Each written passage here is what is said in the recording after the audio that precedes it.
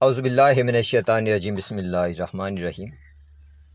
دوستو، واقعہ کربلا اگر ہم قرآن کریم کی نظر سے دیکھیں تو بالکل مختلف نظر آتا ہے ان لوگوں کے نظریات کے برعکس کہ جو کہتے ہیں یہ دو شہزادوں کی جنگ تھی، یا یہ بنی ہاشم اور بنی امیہ کے درمیان ایک مخاصمت تھی، ایک جنگ تھی۔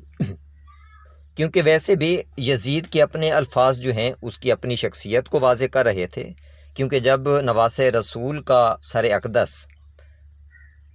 یزید کے سامنے پیش کیا گیا تو اس یزید نے سر اقدس کی بے حرمتی بھی کی، یعنی ایسا وحشی قسم کا انسان تھا۔ اس کا کردار یہ چیز بتا رہا ہے کہ انسان کا کٹا ہوا سر اس کے سامنے ہے اور وہ اس سر کی بے حرمتی کر رہا ہے، دندان مبارک کے پہ اپنی چھڑی مار مار کے اور ساتھ ساتھ کہہ رہا ہے کہ کاش آج میرے بدر کے اور احد کے بزرگ ہوتے تو وہ مجھے داد دیتے، مجھے کہتے اے یزید تیرے کبھی ہاتھ شل نہ ہوں، تو نے بڑا اچھا کام کیا ہے۔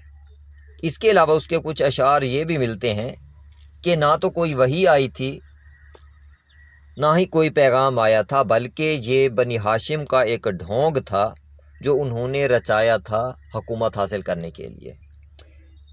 اس سے یزید کی سوچ اور اس کا ایمان واضح ہوتا ہے۔ اس کے ساتھ ساتھ اس کا جو کردار ہے، مکہ کی بے حرمتی کرنا، اللہ تعالیٰ کے مقدس گھر کی بے حرمتی بھی کی اس نے، مدینہ منورہ کی بھی بے حرمتی کی، اتنے اصحاب رسول اور ان کے خانوادوں کو پامال کیا اس نے۔ اس کے ساتھ ساتھ واقعہ کربلا بھی، یعنی نبی کے خانوادے کو بھی، نبی کی آل کو بھی اس نے ذبح کیا اور اتنا بے حرمت کیا۔ تو یہ سارا کردار بھی اس کی سوچ اور اس کے نظریات کی عکاسی کرتا ہے۔ اسی طرح حضرت امام حسین علیہ السلام کا کردار اور ان کی سوچ بھی کچھ الفاظ کے ذریعے ان کی عکاسی کرتی ہے۔ مثال کے طور پہ 10 محرم کو حضرت امام حسین علیہ السلام کی زبان سے کچھ الفاظ بار بار ریپیٹ ہوتے رہے۔ مثال کے طور پہ جب حضرت مولا علی اصغر کو، یعنی اپنے 6 ماہ کے بچے کو، وہ فوج اشقیاء کے پاس لے گئے کہ اس بچے کا تو کوئی قصور نہیں، اس کو پانی پلا دو، تو اس معصوم کو وہ تیر مارا گیا جو عام طور پہ گھوڑے کو مارنے کے لیے، ختم کرنے کے لیے استعمال کیا جاتا تھا۔ تو ان کا نچلے جبڑے پہ وہ تیر لگا، کیونکہ تیر بہت زیادہ وزنی اور بڑا تھا، تو اس وجہ سے ان کا نچلا جبڑا بھی ختم ہو گیا، گلا بھی ختم ہو گیا، تو ہونٹ اور زبان سب کچھ اس معصوم کا ختم ہو گیا۔ تو اس حالت میں اس معصوم کی لاش کو خیام میں لانا ممکن نہ تھا، لیکن آخری بار کیونکہ اپنوں کی لاشیں خیام میں لے کے آ رہے تھے حضرت امام حسین علیہ السلام، تو خیام کے دروازے تک حضرت امام حسین علیہ السلام کئی بار آئے بھی ہیں اور پھر انہی قدموں پہ واپس پلٹ بھی گئے، اور ان کی زبان پہ کچھ الفاظ تھے، وہ الفاظ سننے والے ہیں۔ وہ الفاظ کیا تھے؟ مسلسل کہے جا رہے تھے کہ رزمب قضائے ہی، اپنے 6 ماہ کے بچے کی لاش ہاتھوں پہ اٹھائی ہوئی ہے، آسمان کی طرف نگاہ بھی کرتے ہیں، پھر سر جھکا لیتے ہیں اور پڑھتے ہیں رزمب قضائے ہی و تسلیما لامرہ، اے میرے پالنے والے میں تیری قضا پہ راضی ہوں۔ بچے کی لاش اٹھا کے اتنے زخمی ہو کے بھی کہتے ہیں میں تیری قضا پہ راضی ہوں، و تسلیما لامرہ، اور میں نے تیرے امر کو، تیرے حکم کو تسلیم کیا، میں نے سر جھکا لیا تیرے حکم کے سامنے۔ اس کا مطلب ہے یہ کربلا کی جنگ، یہ قربانی جو تھی کربلا کی، یہ اللہ تعالیٰ کا امر تھا، حکم تھا۔ اب یہ کیوں اتنا بڑا حکم تھا کہ اللہ تعالیٰ کی سب سے پیاری مخلوق جو ہے آل محمد، اس کو اللہ تعالیٰ نے شہید کرا کے آنے والی نسلوں تک ایک پیغام پہنچانا تھا۔ تو پہلی چیز تو یہ ہے کہ یہ سوچ اتنی بھیانک تھی، جو آج بھی ہمیں سمجھ آتی ہے کہ یہ کتنے بھیانک قسم کی سوچ ہے کہ ظالم کا نام لینا واجب القتل ہونے کا باعث ہے، ظالم کا نام اس کے کردار کے ساتھ لینا واجب القتل ہونے کا باعث ہے۔ یعنی ظالم کا تم نام بھی نہیں لے سکتے، چاہے وہ گلے کاٹ بھی دے پھر بھی تم ظالم کا نام نہیں لے سکتے۔ یہ سوچ ہے، اتنی بھیانک سوچ انسانی تاریخ میں نہیں ملتی۔ اس سے بھی بھیانک انداز ان کا کیا ہے کہ تم مظلوم کا نام بھی نہیں لے سکتے۔ اگر مظلوم کا نام لوگے تو واجب القتل ہو جاؤ گے۔ ساتھ ساتھ مظلوم کا نام کیوں نہیں لے سکتے؟ کیونکہ اس پہ ہونے والے ظلم کی داستان سنائی جائے گی۔ اگر ظلم سامنے آتا ہے تو پھر پوچھا جائے گا، آنے والی نسلیں پوچھیں گی یہ ظلم کیا کس نے، کیوں ظلم کیا؟ تو اپنے کرتوتوں کو چھپانے کے لیے اتنے لوگوں کے گلے کاٹ دینے والی سوچ کا نام ہے یزیدیت۔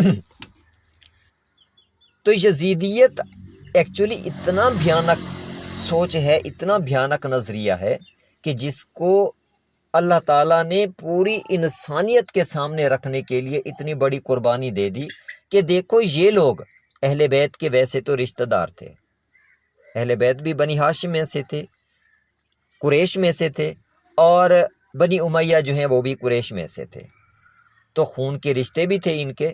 اس کے باوجود یہ اتنے بھیانک تھے کہ ان کے کردار کو آپ دیکھ لو، اور آنے والی نسلوں، قیامت تک کی نسلوں کو یہ خدا کی طرف سے ایک ہدایت ہے، ایک پیغام ہے کہ اس سے ذرا محتاط رہنا۔ کیونکہ جب فتح مکہ ہوا تو اہل بیت کا، بنی ہاشم کا جو کردار تھا وہ دیکھنے لائق تھا، کیونکہ مولا رسول خدا کے سامنے جب کفار مکہ لائے گئے، مشرکین مکہ لائے گئے، تو مولا رسول خدا نے ان کو طلقاء کا نام دیا کہ ان کو دفع کرو، میری نظروں کے آگے سے ہٹا دو اور ان کو آزاد چھوڑ دو۔ یعنی جب غالب آئے اللہ کے نبی، جب غالب آئے مومن، تو انہوں نے رحم کیا، اور دشمنوں کو جو قاتل تھے ان کے بزرگوں کے، نبی کے بزرگوں کے قاتل تھے، ان کو چھوڑ دیا، معاف نہیں کیا بلکہ چھوڑ دیا۔ لیکن جب یہ لوگ غالب آئے ہیں، جب یہ یزیدیت کی سوچ غالب آئی ہے، تو اس نے کربلا بپا کر کے رکھ دی۔ تو اسی سوچ کو آشکار کرنا تھا۔ اب یہ سوچ انسانیت کے لیے سب سے بڑا خطرہ ہے۔ پوری دنیا میں آج بھی یہی کچھ ہے کہ لوگ اس سوچ سے خائف ہو جاتے ہیں، اور دنیا کے سامنے اسی چیز کو اسلام کے روپ میں ظاہر کیا گیا اور اسلام کو بدنام کیا گیا۔ حالانکہ یہ سوچ یزیدیت جو ہے یہ اسلام کی دشمن ہے، اسلام کی دشمن قوتوں کا ایک پروپیگنڈا ہے، جبکہ اسلام ایسی چیز ہے کہ جو غالب آ جاتا ہے جب مسلمان، تو وہ مغلوب کو چھوڑ دیتا ہے، آزاد کر دیتا ہے، معاف کرے یا نہ کرے یہ اور بات ہے، لیکن اس کو آزاد چھوڑ دیتا ہے کہ جاؤ ہماری طرف سے تمہیں زندگی مبارک ہو۔ لیکن جب یہ سوچ غالب آتی ہے تو پھر ان میں معافی والی بات نہیں ہوتی، بلکہ گلے تک کاٹے جاتے۔ حالانکہ انسان کا گلا کٹنے کے لیے نہیں ہوتا، انسان کو اپنے گلے سے محروم نہیں کیا جاتا، جانور کی طرح انسان کو ذبح نہیں کیا جاتا۔ اسی چیز کو سورہ توبہ میں اللہ تعالیٰ نے واضح کیا ہے کہ یہ جو واقعات ہیں کربلا کے، یہ اصل میں ایک دن کا کوئی واقعہ نہ تھا، بلکہ یہ کئی نسلوں پہ محیط ایک چیز ہے۔ کیونکہ بنی امیہ مسلسل بنی ہاشم کے ساتھ حالات جنگ میں رہے ہیں، رسول خدا کے ساتھ حالات جنگ میں رہے ہیں۔ حالانکہ اہل بیت وہ ہستیاں جن پہ اللہ تعالیٰ اور اس کے فرشتے درود بھیجتے ہیں، کیونکہ جب ان اللہ و ملائکتہ یصلون علی النبی کی آیت نازل ہوئی تو مولا رسول خدا سے پوچھا گیا کہ مولا یہ درود کیسے بھیجنا ہے، صلوات کیسے بھیجنی ہے؟ کیونکہ آگے حکم ہے یا ایھا الذین آمنوا صلوا علیہ وسلموا تسلیما، کہ اے ایمان والو جو ایمان لائے ہو تم بھی نبی پہ اسی طرح درود بھیجو جو حق ہے درود بھیجنے کا۔ تو مولا رسول خدا نے درود ابراہیمی کا بتایا، اور درود ابراہیمی کے بارے میں آپ اچھی طرح جانتے ہیں، اس میں کیا ہے کہ اللہم صلی علی محمد وعلی آل محمد، کہ ہمارے پالنے والے اے ہمارے اللہ محمد اور اس کی آل پہ صلوات نازل فرما، جس طرح تو نے ابراہیم اور اس کی آل پہ صلوات نازل فرمائی۔ اور اسی طرح سے اللہم بارک علی محمد وعلی آل محمد، اے ہمارے پالنے والے محمد اور اس کی آل پہ برکات نازل فرما، جس طرح تو نے ابراہیم اور اس کی آل پہ برکات نازل فرما۔ یہ درود ابراہیمی ہے۔ تو یعنی درس دیا گیا مومنین کو جو ایمان لائے تھے کہ تم نے آل محمد پہ درود بھیجنا ہے۔ کیسے درود بھیجنا ہے؟ جو حق ہے درود بھیجنے کا۔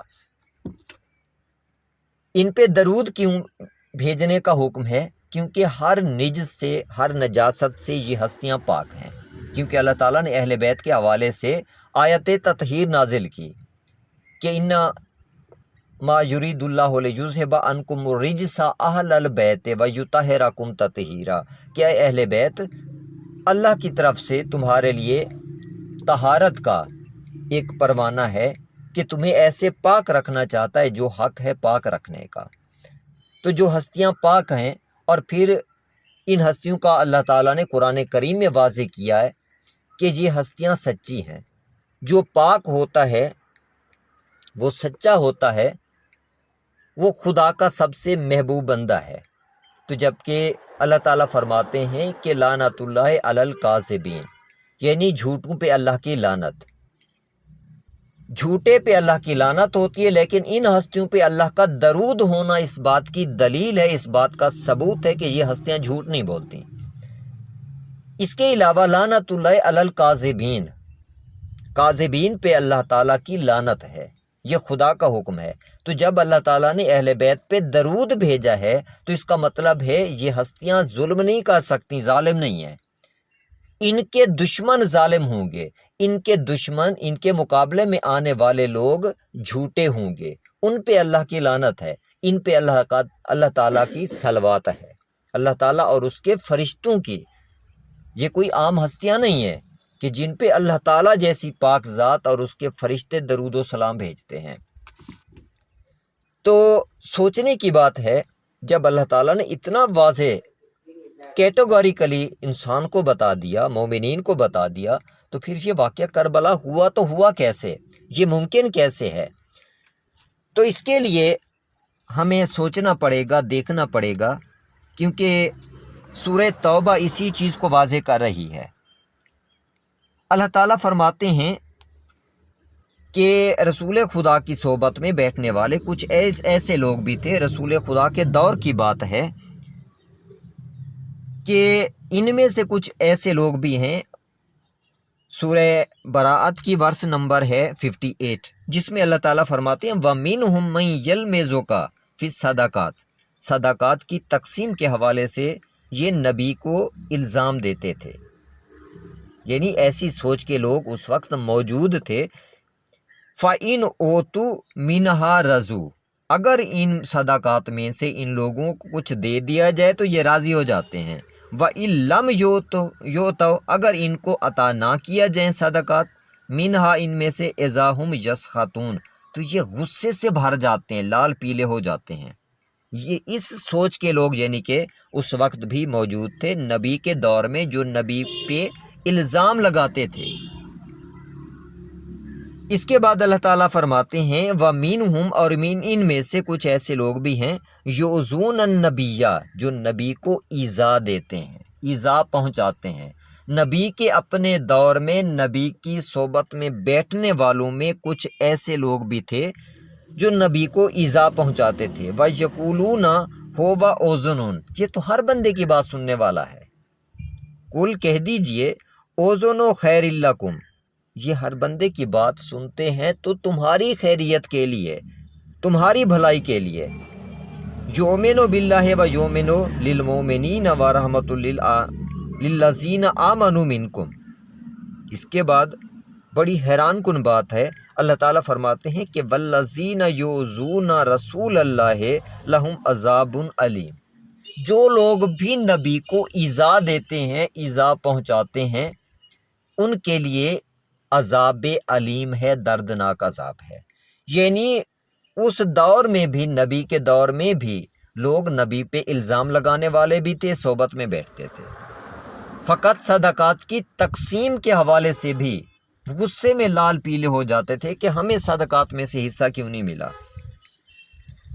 اور ساتھ ساتھ اللہ تعالیٰ فرماتے ہیں کہ جو نبی کو ایذا دیتے ہیں ان کے لیے عذاب علیم ہے، دردناک عذاب ہے۔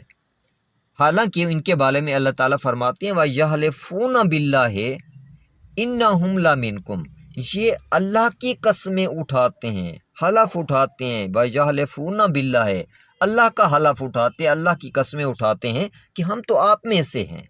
وَمَا هُمْ مِنْكُمْ، اللہ تعالیٰ فرماتے ہیں کہ اے میرے نبی یہ آپ میں سے نہیں ہیں، وَلَكِنَّهُمْ قَوْمٌ يَفْرَقُونَ، بلکہ یہ ایک الگ قوم ہے، مختلف قوم ہے، آپ میں سے نہیں ہیں۔ اور واقعی ان کا کردار بھی بتاتا ہے کہ جب یہ قوم غالب آئی یزیدیت کی صورت میں تو پھر انہوں نے فتح مکہ والی چیز نہیں دکھائی، رحم نہیں کیا، ظلم کی انتہا کر دی اصحاب رسول پہ بھی اور آل رسول پہ بھی۔ پھر اللہ تعالیٰ مومنوں سے فرماتے ہیں کہ یحلفون باللہ لکم لیرزوکم، یہ اللہ کے حلف اٹھاتے ہیں، قسمیں اٹھاتے ہیں تمہیں راضی کرنے کے لیے۔ واللہ ورسولہ احق ان یرزوہ ان کانوا مومنین، اگر تم مومن ہو تو پھر اللہ اور اس کے رسول کا زیادہ حق ہے کہ ان کو راضی کیا جائے۔ تو واقعہ کربلا میں کیا رسول خدا کو اور اللہ کو راضی کیا گیا ہے؟ اس کے باوجود کہ اولاد رسول کو ذبح کر دیا گیا، اولاد رسول کو ایذا پہنچائی گئی اور نبی کو تکلیف پہنچائی گئی، نبی کو ایذا پہنچائی گئی، کیونکہ اللہ تعالیٰ نے نبی کو شاہد بنا کے بھیجا ہے، مبشر بنا کے بھیجا ہے۔ اب جو نبی شاہد بنا کے بھیجا گیا تو اللہ تعالیٰ کے نبی اپنے ائمہ پہ یعنی حضرت امام حسین علیہ السلام پہ شاہد بھی ہیں، کیونکہ قرآن کریم میں اللہ تعالیٰ فرماتے ہیں لِيَكُونَ الرَّسُولُ شَهِيدًا عَلَيْكُمْ وَتَكُونُوا شُهَدَاءَ عَلَى النَّاسِ، تاکہ میرا نبی تمہارے اوپر گواہ رہے، یعنی حضرت امام حسین علیہ السلام سے خطاب ہے اور باقی ائمہ طاہرین سے خطاب ہے، اور تاکہ تم پوری انسانیت پہ گواہ رہو۔ تو جو مظالم ہوئے ہیں اہل بیت پہ، جو مظالم ہوئے ہیں ائمہ طاہرین پہ، مولا رسول خدا نے اللہ کی پاک بارگاہ کا ایک گواہ ہونے کی حیثیت سے ان کو دیکھنا ہے، ان پہ نظر رکھنی ہے۔ تو یہ سارا واقعہ کربلا جو ہے اور واقعہ کربلا کے بعد نبی کی نواسیوں کو جس طرح سے دربار یزید میں لایا گیا اور جتنے واقعات ہیں یہ سارے کے سارے اللہ کی پاک بارگاہ میں گواہی کے لیے مولا رسول خدا کی نظروں کے سامنے ہوتے رہے ہیں، مولا رسول خدا ساتھ ساتھ رہے ہیں، اور اللہ تعالیٰ کے فرشتے تو ویسے ویڈیوز بنا رہے ہیں اور ساتھ ساتھ خدا کی پاک ذات سے تو کچھ چھپ ہی نہیں سکتا۔ تو جن ہستیوں پہ درود بھیجنے کا اللہ تعالیٰ نے حکم دیا تھا ان ہستیوں کو ذبح کیا گیا، ایون آج ان ہستیوں کا نام لینے کی بھی اجازت نہیں ہے، اسی سوچ کے حوالے سے، جو سوچ اس وقت بھی ظالم تھی، اس وقت بھی حکمرانی کا شوق تھا، آج بھی حکمرانی کا شوق ہے۔ اس وقت بھی حکمرانی کے لیے انہوں نے مظالم کیے، آج بھی حکمرانی کے لیے مظالم کرتے ہیں کہ ہماری بات مانی جائے، اور انہی کی اس سوچ کے حوالے سے سورہ بقرہ میں بھی اللہ تعالیٰ نے فرمایا ہے کہ جب ان کو کہا جاتا ہے زمین میں فساد مت پھیلاؤ تو یہ کہتے ہیں ہم تو اصلاح کرنے والے ہیں، یعنی ایسی سوچ دین کے ٹھیکیدار بھی بن گئے۔ حالانکہ یزید جو تھا ظاہری طور پہ یہ بن گیا کہ میں خلیفۃ المسلمین ہوں، اسلام کا ٹھیکیدار بن گیا، جبکہ اسلام کے ساتھ سب سے بڑی دشمنی بھی کی اس نے، اسلام لانے والے نبی کی اولاد کو ذبح کر کے خود کہا جی میں اسلام کا پیروکار ہوں۔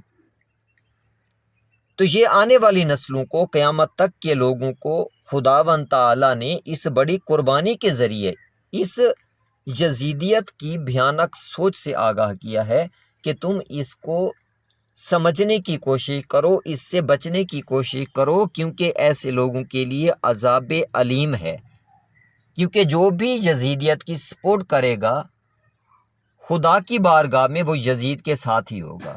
تو جو یزید کے ساتھ ہے تو یقیناً اس کے لیے اللہ تعالیٰ فرماتے ہیں کہ والذین یؤذون الرسول لہم عذاب علیم، جو بھی نبی کو ایذا پہنچاتا ہے، نبی کی اولاد کو قتل کر کے جس نے ایذا پہنچائی تو اس کے لیے عذاب علیم ہے۔